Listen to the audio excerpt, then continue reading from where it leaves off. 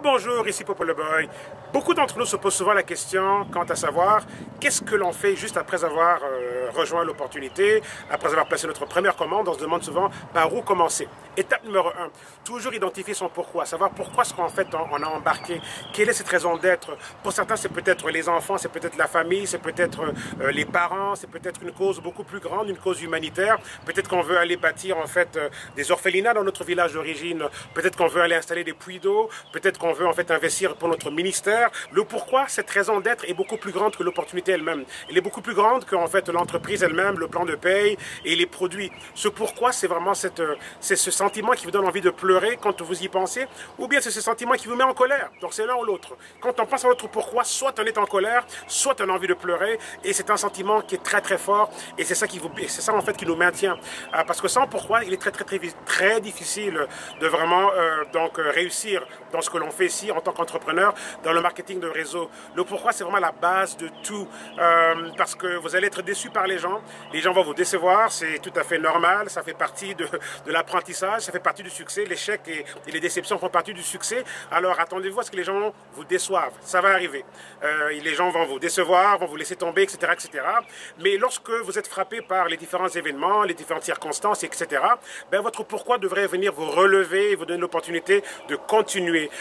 Et donc voilà, c'est pour ça que c'est très important d'identifier notre pourquoi. Parce que si on ne connaît pas notre pourquoi, notre raison d'être ultime, le cerveau moteur derrière nos décisions, ben ça sera très difficile de continuer. Jamais faire l'erreur de mettre l'argent comme votre pourquoi. Parce que l'argent n'est pas une motivation. Ce qui motive en fait les gens, l'université Harvard aux États-Unis a fait en fait une étude qui révèle en fait qu'il y a 3 raisons pour lesquelles l'être humain va être motivé. Et dans ces 3 raisons-là, l'argent n'y figure même pas. Numéro 1, l'être humain semble être motivé par un sens de liberté, de contrôle et tout. Donc on aime savoir que on est en contrôle de ce que l'on fait, qu'on est libre en fait de nos actions. Ça c'est numéro 1, un sens de liberté, de contrôle. Numéro 2, l'être humain semble de façon complètement universelle, dépendamment de peu importe la nationalité, peu importe, je veux dire, l'origine et tout. Donc, c'est une étude qui a été conduite à travers le globe. Donc, voilà. Numéro 2, c'est en fait un sens de la réalisation, un sens de l'accomplissement, un sens, en fait, et on associe souvent ce besoin de réalisation-là à, ça peut être parfois un hobby. Un hobby, c'est comme une passion une passion dans laquelle on s'embarque. Pour certains, ça peut être apprendre à jouer un instrument de musique, ça peut être apprendre à faire telle ou telle activité, mais qui vous passionne en fait.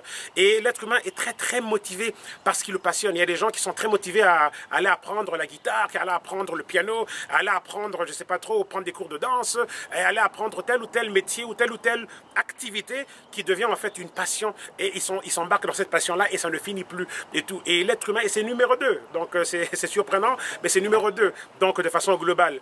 Et la motivation numéro 3 pour l'être humain, c'est un sens du but, un sens de l'objectif, du but, et c'est de pouvoir, c'est ce sentiment de vouloir être rattaché à une cause, quelque chose qui a une direction, quelque chose qui a une signification qui va et qui est beaucoup plus grande que nous.